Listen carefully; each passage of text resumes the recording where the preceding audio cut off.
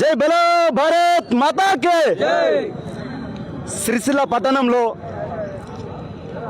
Sircilla municipality కుంటుపట్టింది.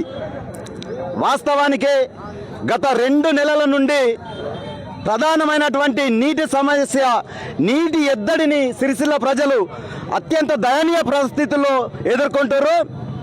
అంతేకాదు, ప్రధానంగా 2 ప్రధానమైనటువంటి మురికి కాలువలు ఉన్నవి.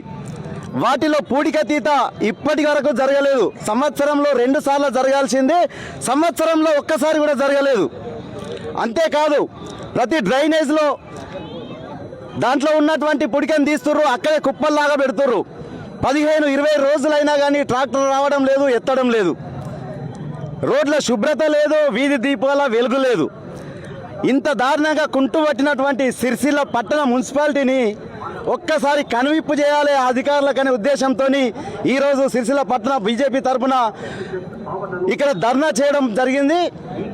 అంతేకాదు, కమిషనర్ గారు ఇప్పుడే వచ్చి హామీ ఇవ్వడం జరిగింది, 2 రోజులలో నీటి సమస్య తీర్చుతామని. అలాంటి నీటి సమస్య 2 రోజుల్లో తీర్చకపోతే ఇంకా తీవ్ర పరిణామాలు ఉంటాయని హెచ్చరించడం జరిగింది.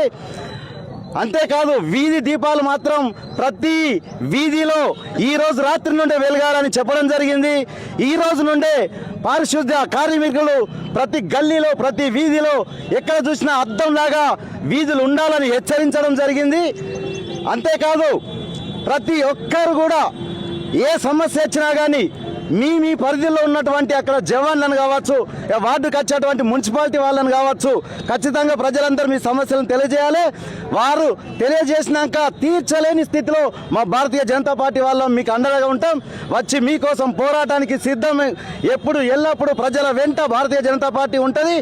అంతేకాదు, ప్రతిరోజు ఇప్పటికీ ఇంటింటికి ఒక 10 సార్ల టాక్స్ వసూలుకు తిరిగినటువంటి ఈ అధికారులు ప్రజల సమస్యలు మాత్రం పట్టించుకునే పాపాన లేడు.